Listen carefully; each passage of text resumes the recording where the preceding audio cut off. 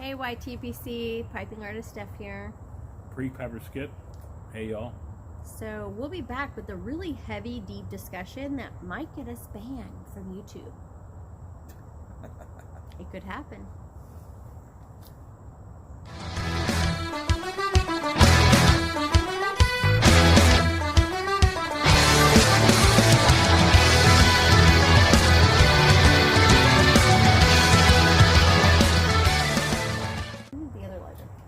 Okay, so I got this really groovy painted pipe from Toonuts. I will leave a link to her Instagram down below. She sent me this with a bunch of snuffs, which because I've had a lot of sinus congestion, I haven't done a lot of snuffs lately, but I've got to tell you, some of her snuffs from Toonuts are pretty freaking awesome. And they were very mellow, not too minty, not overbearing. I had someone send me some snuffs and one of them was chili. Burnt the crap out of my whole head. But what are you smoking? Oh, and what am I smoking? Give me my tin. Can you guys guess? In 3, 2, 1, Eileen Stream, this is going to be my nothing but aromatics pipe because it's beautiful, colorful, and aromatic. Who's calling us? Is it Spencer? Tell Spencer we're on a video. You can tell him we're on a video. Spencer is in Alaska. He's doing really good up there.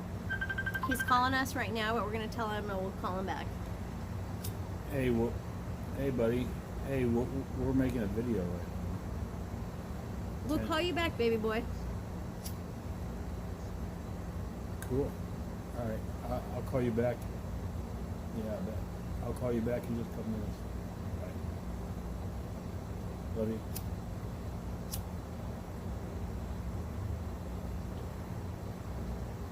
Someone said something because there was a picture on Instagram about someone famous who had a pipe in their mouth, and it's like, what side of the mouth do you hold your pipe on? And I'm like, well, when I'm painting, I always have my light pipes, and I always use the lightest of pipes because I can't use my hands, because when I'm puffing on a pipe and painting, I have to like be able to hold it in my mouth.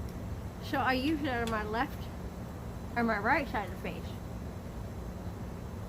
But sometimes in videos, because I'm on the left side, I'll hold it on the left side because Skip's on my right side. But so it just depends on where we're sitting in a video as to where I'm piping. But when I paint, my pipe is always on my right side.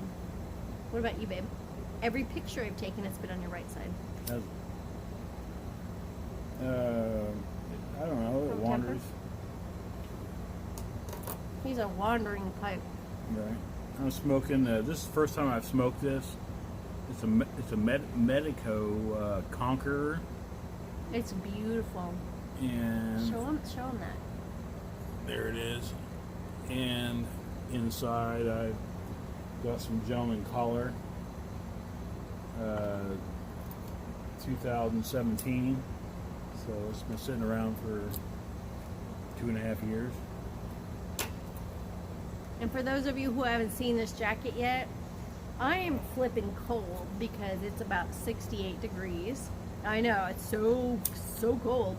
But for Houstonites who are used to 98 degree weather with like 100% humidity, this is cold. Plus I got steroid shots in my toes. I felt like I had a club foot all day. It was like the worst pain. It was like my foot had labor and gave birth to a baby foot. I wish, because then I could add that baby foot to my actual leg and maybe have a foot that works properly. Anyways, getting old sometimes, you know, shit happens. Steroid shots in your foot, not so fun. What about other health issues we've had? You doing okay health-wise? Yeah, I'm fine. He is. He's pretty fine. And you girls can't have him, he's taken. Alright, so besides tobacco and our awesome pipes that we're smoking, let's talk about our kids real quick and then get into our Sudo VR for Yardism. So how's our kids doing? Spencer's in Alaska. He's fine. Doing amazing. Mm-hmm. Has a girlfriend. Duncan, he's still at home. He's fine. He's working at a vet clinic still. He's a senior and wants to like finish a senior year homeschooling, and since it's Texas, I think we should, but Skip has another idea on the matter. I think we should let him homeschool. We'll discuss it later and maybe catch you up and let you know if we let him homeschool. Give us a couple weeks, we might decide. It's really his decision. Arlo is, they've got a new singer in their band, and Bree, she's doing really good with math. Skip even graded her most recent math paper and then gave her what, 95? 95. She's doing phenomenal in U.S. history. I gave her like 100 questions and she's answered almost all of them. Pretty exciting. Oh, look, our kids turned on the light behind us and then shut the blinds. Don't put us in video. So, Yardism. He made some good points. What were the points he brought up? Oh, don't ask me to remember. It was about pronouns. And my question to you was, if someone started working with you, whether they were male or female at birth, has no relevance. What they were, if they were a transitional person and they were transitioning into something, do you feel like it's okay for you to get in trouble for accidentally calling them he, she, or guys, or dudes? No. If they are male or female, Right. identifying right now. I don't care how you identify yourself as. If I'm talking to you, then it's how I identify you. Okay, so you said you wrote an email to everyone at your At office, my work, at your work. and I use the term all the time. I say, "Hey guys," and there's a woman that's on the email chain, and she does not take exception to the fact that I said, "Hey guys." So, and her name is De Niro. I don't get it. Okay, well, we won't say her name, but this woman does not get upset when you say guys, does she? No.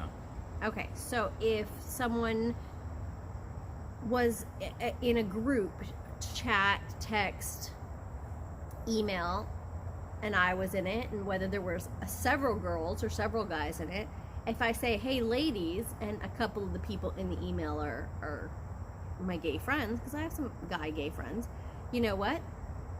They don't get upset that you have misgendered the group. They're like, oh, well, yeah, we might be going too, or hey, we can't, we got to work that night. They don't get upset at me for saying, hey, you just said, hey, ladies, when two of us are guys. You know, I mean, that just happened recently, my birthday. I said, we're having a girls' night. Who's all coming? And two of the people in the group chat were guys. They're some of my gay friends. And one of the guys had to work, and the other guy was going to be out of town. So he was like, both of them were like, "Hey, we're going to be out of town. Sorry, girls, we can't join you." Okay. The other guy said, "Hey, guys," to all of us. "I can't. I got to work early the next morning, and I need every chance I got to recoup from work."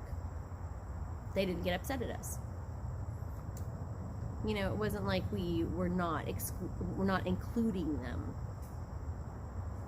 So my complaint is, if someone wants to be gendered a specific pronoun, they need to know you on an individual basis. That's my issue. Because if I'm teaching a class and maybe I have 4 classes a day, even the most minimal, if I'm on a block schedule at a high school and I have 4 classes a day, and the next day I have 4 different classes a day, each class has 30 kids. I'm teaching over 100 kids. Say 2 or 3 of them are transitioning.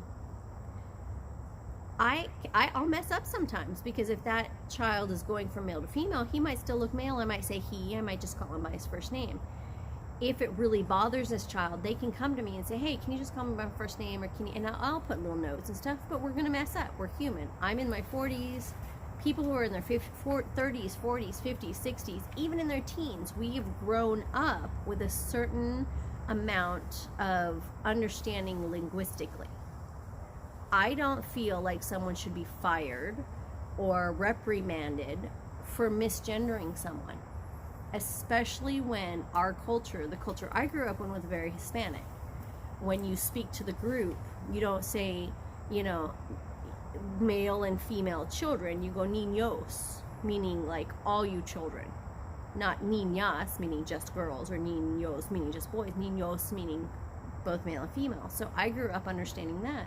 I don't feel like someone should expect everyone else, especially since most transgender community, if you count all of them, is less than 5% of the entire world population.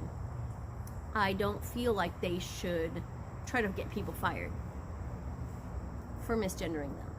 If they really want respect, I personally believe that they should come to you on an individual basis and try to get it situated. Hey, you know what? I'm a he now. Okay, please try to remember that I'm a he. And if you can't remember that, just call me by my first name. Okay, cool. I'll try to remember that. You can't expect. It's like me. I'm a Mrs. MRS. I have been married, and I have students who go, "Hey, Miss," or "Hey, Ms. Am I gonna sue these children and their families because they're titling me? Because I have earned my title as wife due to my past relationships, my past singleisms, and I'm older, so I am MRS. I am a Mrs. I'm married. Or what? How? I mean, it's just, I don't know. But I agree with Yardism. If it's a public person, like a doctor or a police officer, they cannot, because of their place in society, they cannot say, I am not going to protect this person because they're transgender. No, if they're being beat up by a bunch of people, you get in front of them and you protect them, because that's your responsibility. It doesn't matter what your personal beliefs are.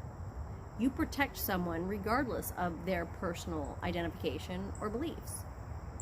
Same thing with the doctor. A doctor can't say, I'm not going to perform this brain surgery or this heart surgery or this blood transfusion because this person identifies as... No, that was your oath as a doctor, to take care of people. So, there are certain jobs you have to do. Now, an individual who owns a bakery might say, I'll bake you a cake. I don't care if you're straight, gray, purple, green. I don't care what race you are. However, I don't understand why the majority of the LGBTQ alphabet, whatever they've added on, because I'm not privy to that, get upset at people who will not put a specific message because it goes against their conscience on a cake. I think that is a company's business. That is their choice. And if they were to go to Muslim bakeries, guess what? That Muslim bakery is not going to put a gay couple, congratulations. And I have gay friends and I have gay couples that I adore and love and will never turn my back on, ever. But if a company won't service them, there are thousands of other companies that will. So, don't buy your shit from that company. Excuse my French, not that we're monetized. Anyways, however, I don't think that this blocking of linguistics is going to get us anywhere but to 1984. And if you guys haven't read the book, what are they doing in New York right now? Oh, they Can I have the other lighter? Because this lighter sucks. They made it illegal to say the word illegal alien. And like, if you're from another planet like or from a country and you haven't registered, you're kind of an illegal alien. It's like a $250,000 fine. Yeah, so it's ridiculous. So, and for those of you who want people to identify you correctly, remember that if you're allowing the government to take language away from the general public, you too will be controlled. They will take away the language you want to use as well. Because when we allow our government to take away how we speak, we're allowing them to control our thoughts, our words, and our speech. So regardless of what type of life you want to live, which we are for anyone who wants to live any way, shape, or form, but I'm not going to force you to say anything based on my spiritual beliefs. So why should you force anyone else to say things on your identification beliefs? If you want to make a general contribution to society, tell the government to keep their fucking nose out of it. Excuse my French. Like if shit didn't get us unmonetized, the F word sure will. But we all have to remember that if we truly want freedom, we need to have communication. If we truly want communication, we cannot allow the government to stop our words, because words are what's going to help us to open up our minds and our hearts to each other. So everyone out there, you want to stop everyone else's verbiage, guess what? The government's going to stop yours too. So the ideal plan is connect with people individually. Don't try to keep people from their livelihood or their job because they don't identify with you or they don't call you the right pronoun. Honestly, I think everyone needs to start communicating. I'm not racist. Call me one, go ahead. You'd be a liar. I am not a homophobe. Try to call me one. All my gay friends, including our daughter who just came out, will disagree. So those of you who want to put other people down for their language, remember that if you tell the government to control language, you're allowing them to control thoughts. And that means your thoughts and your language will also be controlled. So Yardism, there you go, brother. We agree with you wholeheartedly. We don't think people or the government or anyone, and we're born in the most free country in the world, so we don't agree that anybody should have any regulation over language, and that the only way we're going to overcome this is on an individual connection. Anything to add? No, I'm good. Enjoy my pipe. I'm going to finish my pipe and quit talking now. So, peace out, y'all. Cheers.